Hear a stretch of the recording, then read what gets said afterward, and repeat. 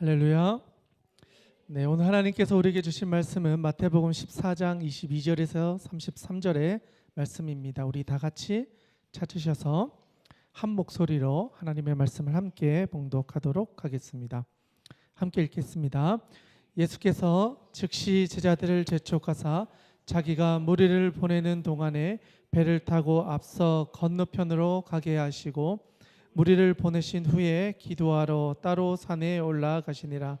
저물매 거기 혼자 계시더니 배가 이미 육지에서 술이나 떠나서 바람이 거스름으로 물결로 말미암아 고난을 당하더라. 밤 사경에 예수께서 바다 위로 걸어서 제자들에게 오시니 제자들이 그가 바다 위로 걸어오심을 보고 놀라 유령이라 하며 무서워하여 소리 지르거늘 예수께서 즉시 이르시되 안심하라 나니 두려워하지 말라. 베드로가 대답하여 이르되 주여 만일 주님이시거든 나를 명하사 물 위로 오라 하소서 하니 오라 하시니 베드로가 배에서 내려 물 위로 걸어서 예수께로 가되 바람을 보고 무서워 빠져가는지라. 소리 질러 이르되 주여 나를 구원하소서 하니 예수께서 즉시 손을 내밀어 그를 붙잡으시며 이르시되 믿음이 작은 자여 왜 의심하느냐 하시니 배에 함께 오르매 바람이 그치는지라. 배에 있는 사람들이 예수께 절하며 이르되 진실로 하나님의 아들이로소이다 하더라. 아멘. 할렐루야. 네, 옆에 있는 분들과 한번 인사하도록 하겠습니다. 잘 오셨습니다. 네, 잘 오셨습니다. 네, 하나님께서 우리를 불러주셔서 말씀으로 또 회복해 하시고 또 새로운 힘을 주시는 줄로 믿습니다. 오늘 이 자리에 있는 모든 분들에게 하나님의 역사가 임하는 귀하고 복된 시간 될 수 있기를 축복합니다. 여러분 오늘 본문의 말씀을 보면요, 참 많이 들었던 본문이기도 하지만 이렇게 찬찬히 살펴보면 생소한 이야기들이 숨겨져 있는 보물과 같은 말씀입니다. 그래서 오늘은 여러분들과 함께 이 본문의 말씀을 살펴보면서 풍랑잔잔했던 이 사건 안에 도대체 어떤 새로운 것이 있는지를 한번 살펴보고 하나님께서 주신 메시지를 함께 나누고자 합니다. 여러분 혹시 마태복음 14장을 다 이렇게 읽어보신 적 있으신지요? 네, 네, 읽어보셨다고 누군가 말씀해 주셨는데요. 감사합니다.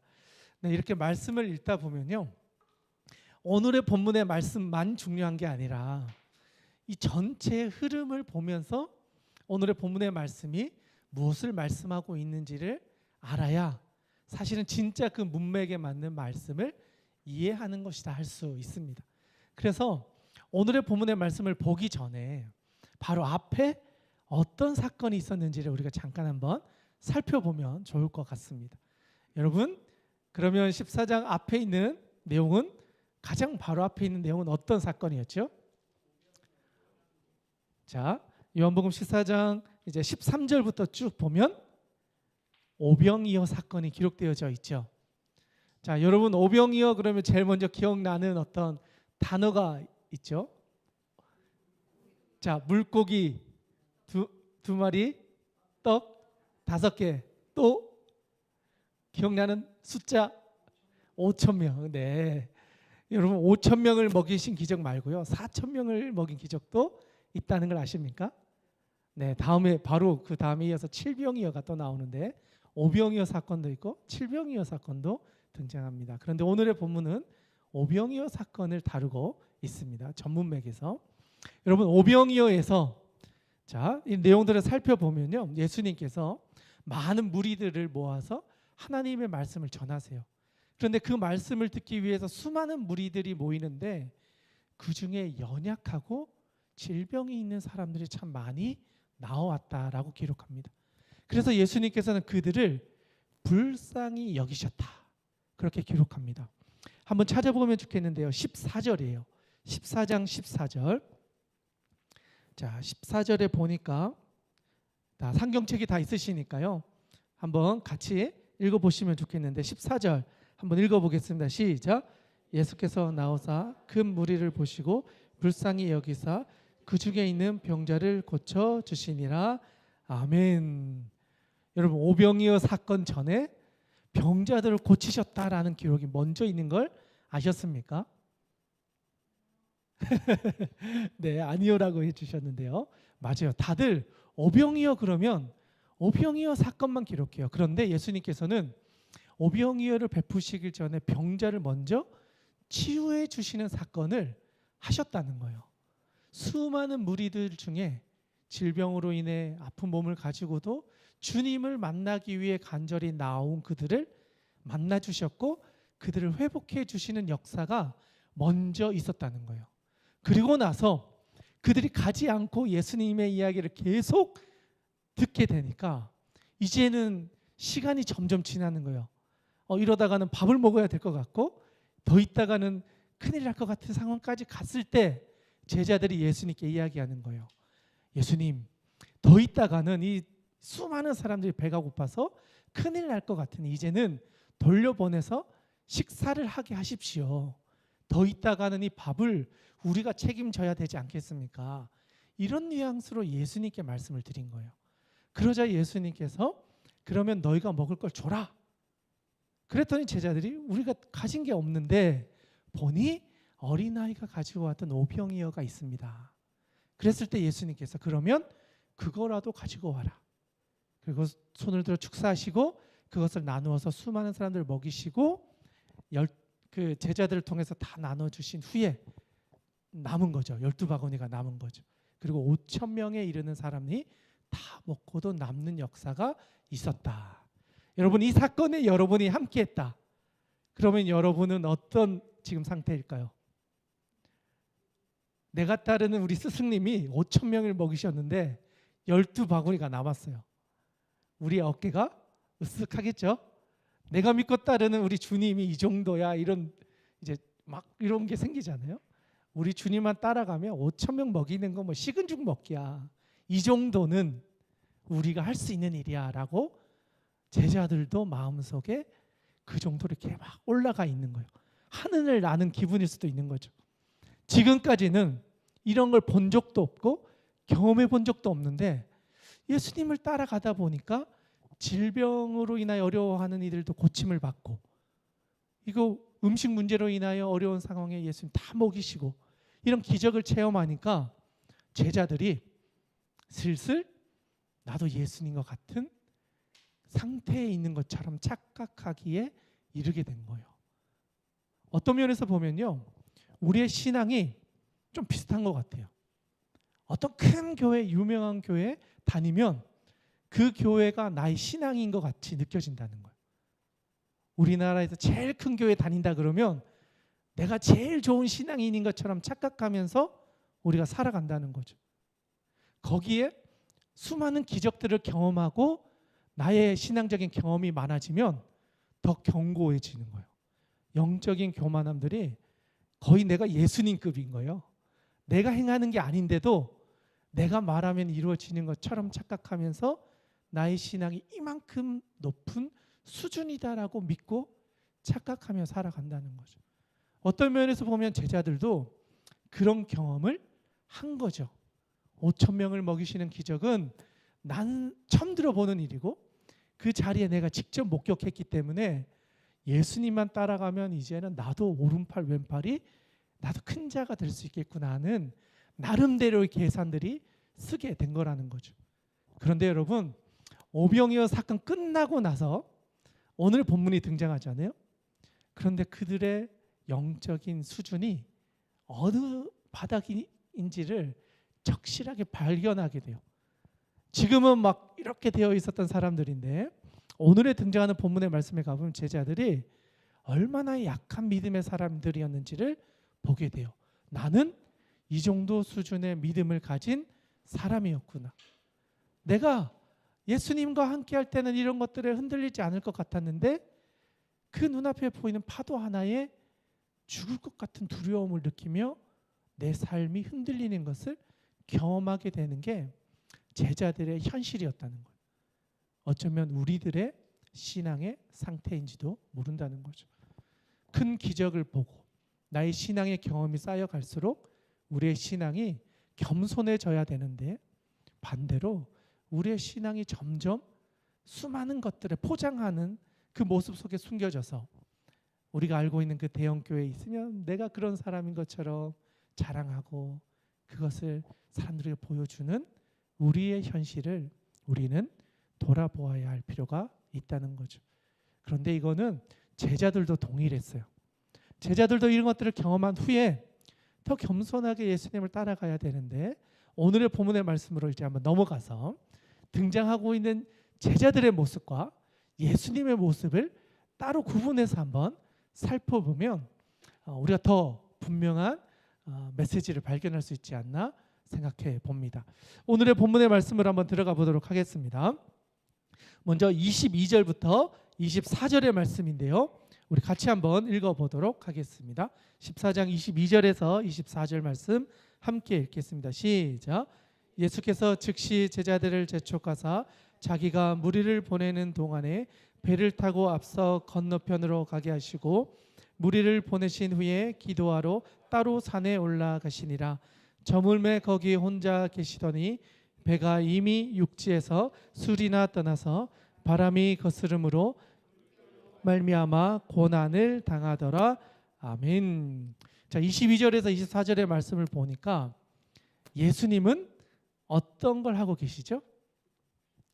오병이어 사건이 끝나고 나면 사람들이 다 이렇게 올라가 있는데 예수님은 따로 조용한 곳에 가셔서 하나님과 소통하는 기도의 시간을 가졌다라는 거예요.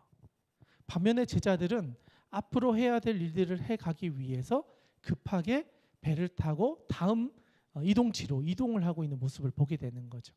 여기서 우리가 기억해야 할 것 하나, 예수님은 왜 기도하러 가셨을까라는 거예요. 영적인 경험도 하고 놀라운 기적도 베푸셨던 예수님께서 왜 잠잠히 따로 독대하는 시간을 가지셨을까? 이게 우리도 이 세상을 살아가면요, 큰 경험하고 나면 겸손해지기가 어려워요. 놀라운 기적을 체험하고 내 나름대로의 어떤 처음 경험하는 일들을 맛보고 나면 거기에 취해서 내가 그런 사람인 것처럼 살아갈 때가 있어요. 그런데 그것으로부터 겸손해질 수 있는 한 가지, 하나님 앞에 엎드려서 나를 어떤 사람인지를 돌아보며 겸손해지는 시간을 분명히 가져야 한다는 거예요. 심지어 예수님께서도 그런 일들을 행하시고 이것은 아버지께서 하신 일이지 내가 한 것이 아니다. 아버지의 일을 내가 행하러 온 것이지 내가 한 것이 아니다라고 하면 오히려 하나님의 영광을 올리며 자기를 낮추세요. 하나님의 아들로 이 땅에 오신 예수님조차도 교만해지지 않기 위해서 사람들 앞에서 자기의 능력을 나타내지 않기 위해서 오히려 겸손하게 제자들에게 비밀로 하라라고 하면서 오히려 감추시는 모습들을 보게 된다는 거죠. 그만큼 기도는요, 우리의 모든 것을 낮추게 만들어요. 생각도 마음도 높아졌던 우리의 모든 것들을 겸손하게 만드는 시간이 기도하는 시간이에요. 하나님 앞에서 따로 구분해서 겸손하게 엎드릴 때 하나님께서는 우리에게 더 큰 것을 맡겨주세요. 높아지는 사람에게는요, 그것을 치실 일이 있을 수는 있어요. 그러나 겸손해지는 사람은 하나님이 높이신다는 거예요. 하나님의 뜻을 구하고 하나님 이것을 통해 무엇을 하기 원하십니까? 하나님의 뜻이 이루어지기를 원합니다. 먼저 그의 나라와 그의 의를 구하는 사람은 하나님이 그를 높이셔서 하나님의 방법대로 그를 사용해 가신다는 거예요. 그런데 내가 높아지고 내가 교만해지고 나의 경험을 자랑하기 시작하면 하나님은 그 사람을 내버려 두세요. 그 교만이 꺾일 때까지 그 사람을 내버려 두신다는 거예요. 참으로 무서운 거예요. 오히려 하나님 앞에 먼저 엎드려서 기도하고 하나님의 뜻을 구하고 하나님 이것을 통해 뭘 하기 원하십니까? 먼저는 나를 돌아보고요. 두 번째로는 우리 주변에 있는 타인을 바라볼 수 있는 시선을 가져야 합니다. 세 번째로는요, 공동체, 우리를 볼 수 있는 마음을 가지셔야 됩니다. 그리고 이 세 번째를 넘어서서는요, 하나님 아버지의 마음을 내가 알아가야 돼요. 나의 믿음의 상태를 보고 우리와 함께하는 타인들의 신앙의 영역들도 보고 그리고 함께 살아가는 우리 공동체의 신앙을 함께 돌보면서 하나님의 뜻을 구하는 것까지 가는 게 믿음의 여정인 거예요. 그냥 입으로만 믿겠습니다가 아니라 내가 살아가는 삶의 자리에서 믿음으로 분투하며 나의 여정을 확장해 가는 것. 나의 신앙이 타인의 신앙으로, 우리의 신앙으로 하나님의 믿음이 우리 가운데 임하는 놀라운 역사로 확장되어져 가는 이 믿음의 여정이 우리의 인생 가운데 분명히 필요하다는 거죠. 제자들도 그랬어요. 처음에는 내가 다 버리고 예수님을 따르겠습니다 하고 나의 믿음을 고백했어요. 그런데 그 믿음으로 가다 보니까 다른 제자들의 믿음도 보게 되는 거예요. 아, 이 친구는 또 이런 믿음을 가지고 있구나. 이 친구는 또 이런 믿음을 가지고 있구나. 그러면서 제자 공동체가 형성되는 거예요. 그리고 나서 추후에는 예수님이 하신 말씀이 무슨 의미인가를 돌아보며 아, 이게 예수님이 원하셨던 거구나. 하나님이 기뻐하신 뜻이 이런 것이구나 라고 하며 그것을 행하는 곳에 자신의 달란트와 에너지를 사용했다는 거죠. 그런 점에서 믿음은요, 일순간에 이루어지는 것이 아니라 살아가는 평생 동안 만들어지고 성장해 가고 하나님께서 우리를 훈련시키시면서 우리의 믿음을 경고케 하신다는 거예요. 그런 점에서 지금 여러분이 10m를 왔을 수도 있고 100m를 왔을 수도 있고 20km를 걸어오셨을 수도 있어요. 여러분의 각자의 그 믿음의 여정에 하나님께서 주시는 선한 은혜를 경험하면서 끝까지 믿음의 완주를 할 수 있는 주님의 모든 백성들 될 수 있기를 주님의 이름으로 축원드립니다. 제자들도 그랬어요. 예수님이 기도하러 가신 것을 모르고 자기들이 열심히 하며 바다를 건너 다음 지역으로 가려고 갔습니다. 그런데 보니까 예수님께서 기도하시던 중에 갑자기 기도를 멈추시고 예수님의 방향이 제자들에게로 향하게 됩니다. 그런데 그 지점에서 보니까 제자들이 어떤 상황인가? 그 다음 구절에 기록되어져 있는데요. 25절부터 27절의 말씀입니다. 우리 같이 한번 읽어보도록 하겠습니다. 25절부터 27절 함께 읽겠습니다. 시작. 밤 사경에 예수께서 바다 위로 걸어서 제자들에게 오시니 제자들이 그가 바다 위로 걸어오심을 보고 놀라 유령이라 하며 무서워하여 소리 지르거늘 예수께서 즉시 이르시되 안심하라 나니 두려워하지 마라. 아멘. 25절부터 27절 보니까 밤 사경이라고 해요. 그러니까 유대인들은 저녁 시간을 4개로 나누거든요. 오후 6시부터 9시를 1경이라고 하고요. 9시부터 12시를 2경, 12시부터 새벽 3시를 3경, 새벽 3시부터 새벽 6시를 4경이라고 해요. 그러니까 여기서 말하는 사경은 새벽 3시부터 6시. 그러니까 해 뜨기 직전의 시간을 이야기하는 거예요. 제자들이 바다를 건너가고 있어요. 배를 타고 건너가고 있는데 해 뜨기 직전에 큰 풍랑을 만나서 어찌할 바를 모르고 있는 거예요. 그런데 예수님께서는 기도하시던 중에 제자들이 고난 중에 있다는 것을 아시고 기도를 멈추시고 고난 중에 있는 제자들을 직접 바로 찾아오셨다는 거예요. 그래서 보니까 27절에 보니까요. 예수님께서 즉시 이르셨다라고 이야기하고 있어요.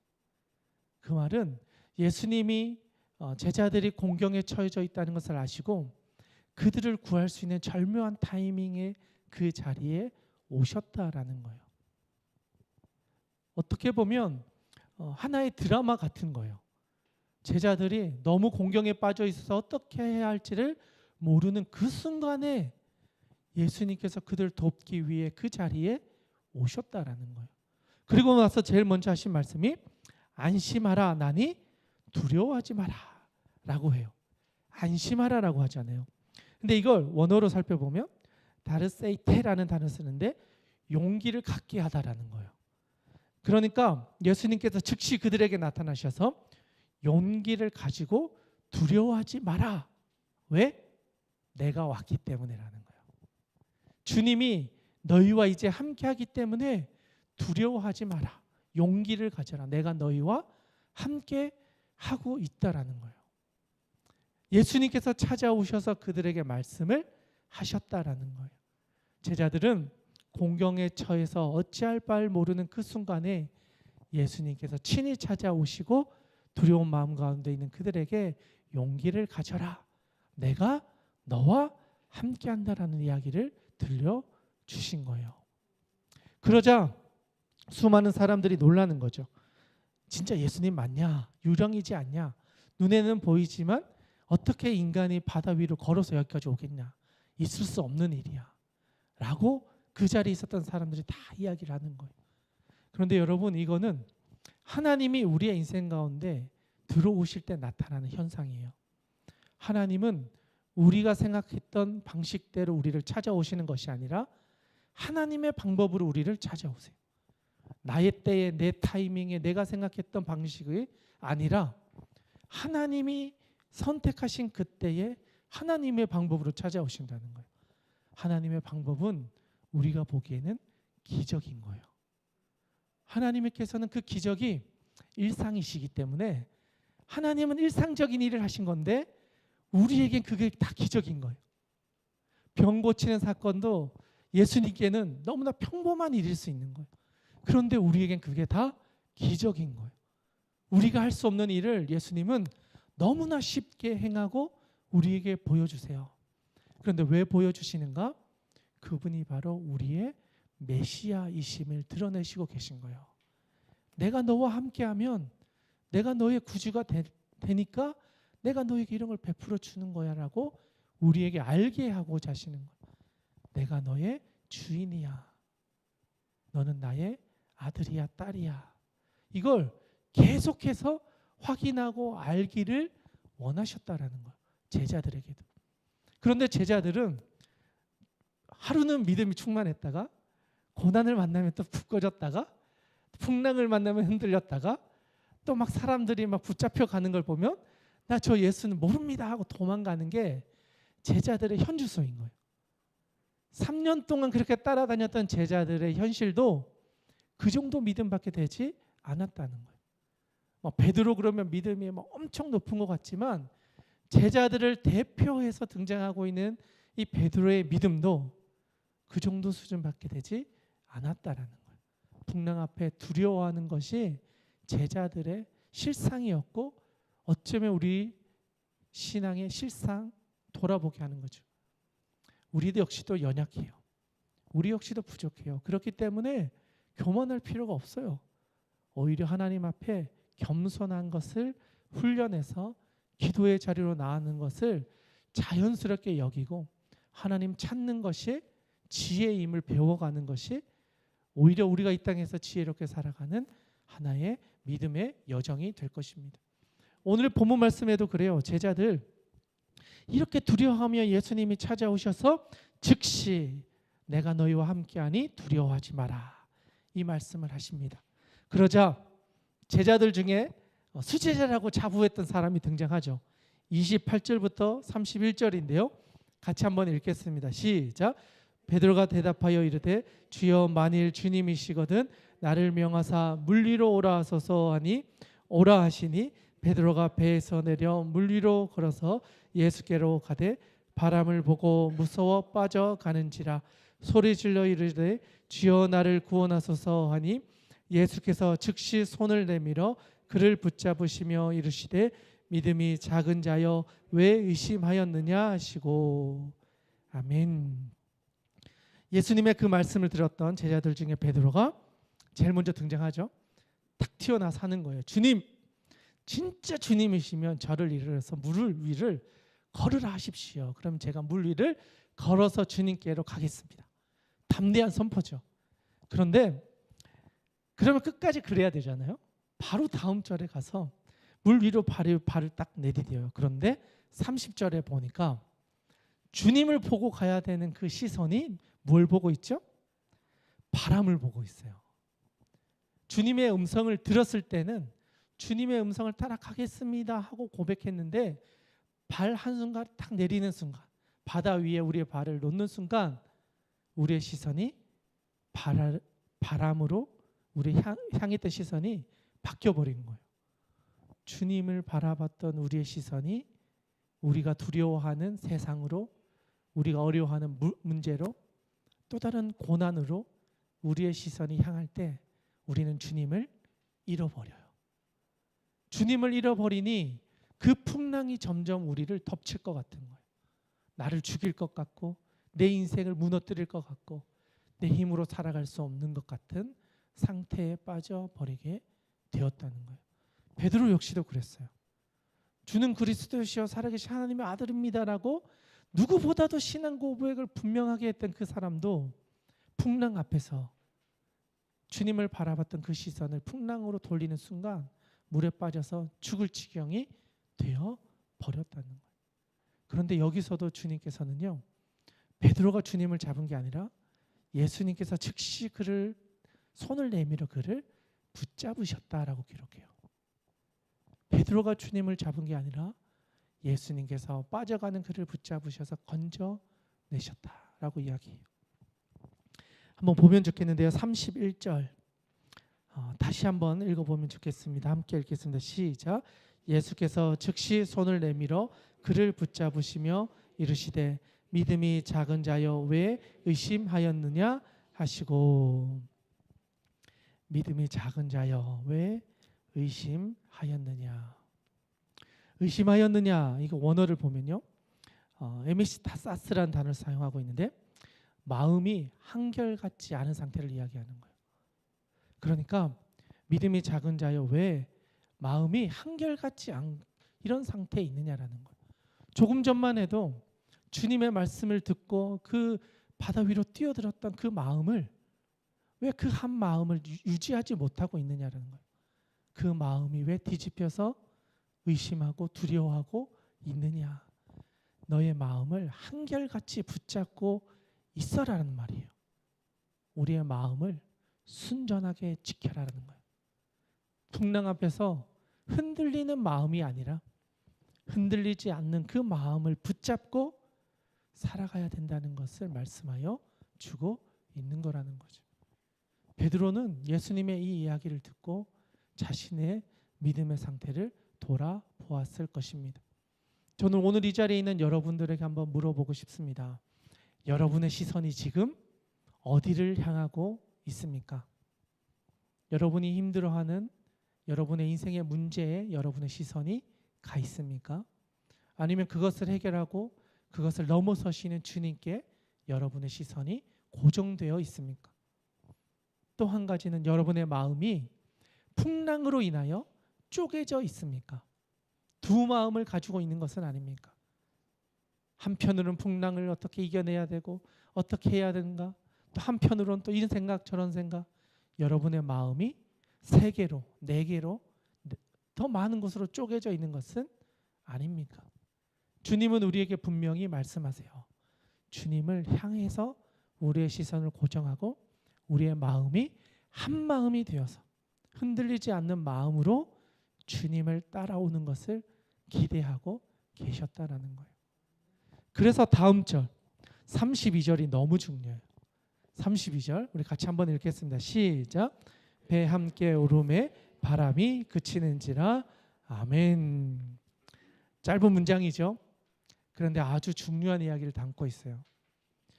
배에 예수님과 함께 올랐더니 바람이 그쳤다는 거예요. 여러분, 주님과 함께하는 것이 복입니다. 주님과 동행하는 인생이 복된 인생입니다. 그렇게 살아갈 때 여러분이 해결할 수 없는 그 풍랑이 잔잔해질 것입니다. 주님은 우리에게 이야기하고 계신 거예요. 내가 너와 함께하는 임마누엘의 하나님을 경험하는 것이 너희 인생의 가장 복된 거야.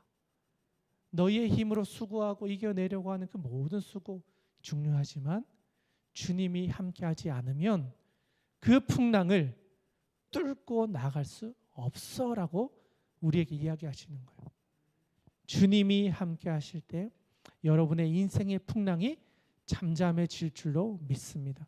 여러분이 살아가는 수많은 도전들 앞에서 주님을 붙잡기 원합니다. 주님을 바라보시고 여러분의 마음을 순전하게 한 마음으로 주님을 향하는 그 믿음을 가질 때 주님이 함께 하심으로 풍랑이 잔잔해지는 그 기적을 여러분의 인생 가운데서도 고백하게 되실 줄로 믿습니다. 마지막 절 한번 읽겠습니다. 33절 시작. 배에 있는 사람들이 예수께서 절하며 이르되 진실로 하나님의 아들이었소이다 하더라. 아멘. 예수님의 제자들도 이 풍랑을 만나 혼란스러운 믿음을 가졌죠. 힘들어했습니다. 그런데 모든 과정이 끝났을 때 이걸 지켜보고 있었던 사람들, 그 배에 타고 있었던 주님을 누군지도 몰랐던 그 사람들이 주님의 역사를 보면서 이분이야말로 진짜 살아계신 하나님의 아들이구나 하고 그들의 입술을 통하여 예수님이 어떤 분이신지를 고백하게 하셨습니다. 그 말은 우리가 주님과 동행하는 인생을 살면요, 우리를 통해 우리 주변에 믿지 않는 사람들이 당신을 보니 당신 가운데 역사하신 그 하나님이 살아계신다는 것을 나도 믿게 된다. 당신이 이 세상 가운데 역사 하나님의 증인이구나. 너를 통해 하나님의 역사가 일어나고 있다는 것을 내가 보고 있어. 이 고백을 듣게 되실 것입니다. 우리가 믿음의 여정을 포기하지 않고 살아갈 때 여러분의 믿음을 통하여 먼저는 여러분 스스로가 굳게 서게 될 것입니다. 그리고 여러분과 함께하는 주변에 있는 사람들의 믿음도 굳게 서게 될 것입니다. 또한 여러분이 함께하는 공동체를 통해 하나님은 역사하실 것입니다. 그리고 그 모든 이들에게 하나님 아버지의 마음을 알게 하고 잃어버린 영혼들을 찾게 하시고 하나님의 나라를 세워가게 하실 것입니다. 합력하여 선을 이루어 가시는 그 하나님을 신뢰하며 여러분의 믿음의 이 여정을 끝까지 분투하며 걸어가실 때 하나님께서는 기적을 우리의 삶 가운데 베풀어 주실 줄로 믿습니다. 살아가시는 동안에 그런 은혜를 경험하며 함께 그 길을 완주할 수 있는 주야길교회 모든 성도들, 다 함께하는 모든 분들이 되실 수 있기를 주님의 이름으로 축원합니다. 함께 기도하겠습니다. 하나님 아버지, 오늘 나누었던 말씀을 기억하며 우리도 풍랑을 만났을 때 우리의 시선을 풍랑에 고정하는 것이 아니라 그것을 평안하고 잔잔케 하시는 주님을 바라보며 주님과 함께하는 것에 오히려 더 힘쓸 수 있는 저희들 되게 하여 주시옵소서. 그리하여 우리의 마음이 쪼개지지 않게 하여 주시고 한 마음으로 순전한 마음으로 주님을 바라보며 하나님의 나라를 소망하며 살아가는 귀한 믿음의 사람으로 우리를 세워 주시옵소서. 하나님께서 우리와 동행하여 주실 줄 믿사오며 살아계신 우리 구주 예수님의 이름으로 기도드리옵나이다. 아멘. 이 시간 우리 좀 기도